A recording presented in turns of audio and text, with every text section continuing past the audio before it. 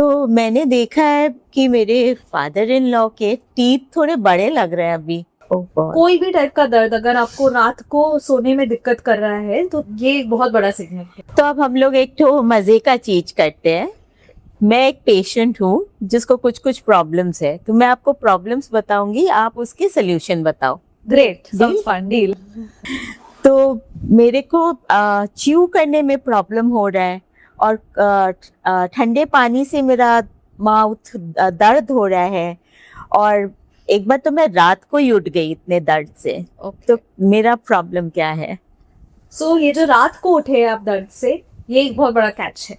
ओह God. कोई भी type का दर्द अगर आपको रात को सोने में दिक्कत कर रहा है तो ये एक बहुत बड़ा सिग्नल है। हाँ। ये छोटी मोटी प्रॉब्लम नहीं है, आपको डेंटिस्ट के पास जाना ही है।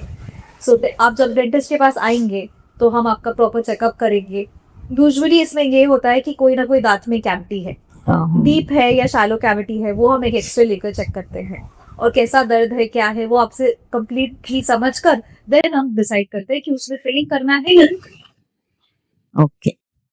अच्छा, वो रूट कैनाल तक भी जा सकती है हाँ बात? बिल्कुल, स्पेशली अगर वो आपको रात को उठा रहा है तो दैट मीन्स कि शायद प्रॉब्लम ज्यादा डीप। हाँ।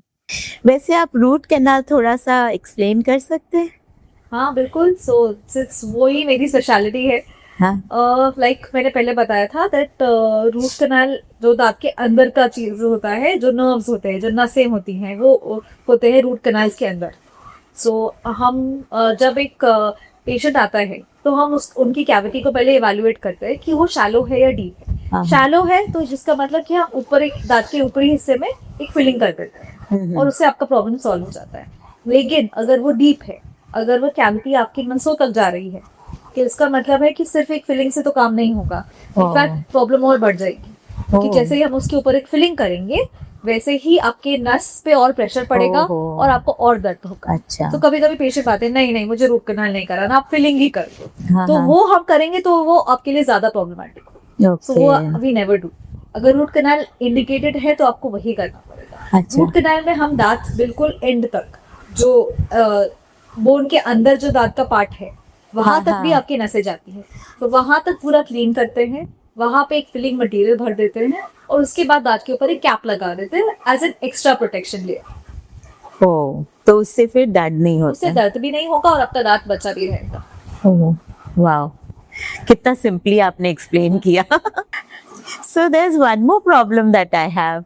So sometimes with my tongue I can feel कि कुछ ऐसे pointed है, टीथ में लग रहा है, और इसे चबाने से दर्द होता है और छोड़ने से बेटर लगता है। ओके, सो ये बहुत ही क्लासिक साइन है कि दांत में क्या तो कोई क्रैक है या कोई फ्रैक्चर फ्रैक्चर हो सकता है। कि आपने कभी दांत को यूज किया है कोई टूल के जैसे, जैसे आपने बोला अखरोट चबाया है या कोई हार्ड चीज चबाई है, तो दांत में कुछ कुछ क्रैक्स हो जाते हैं या कभी कभी दांत बिल्कुल जैसे स्प्लिट आउट हो जाता है।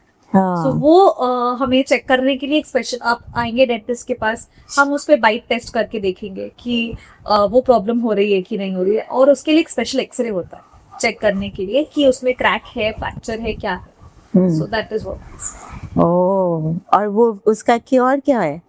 डिपेंड करता है कि वो क्रैक या फ्रैक्चर कितना डीप तक जाता है।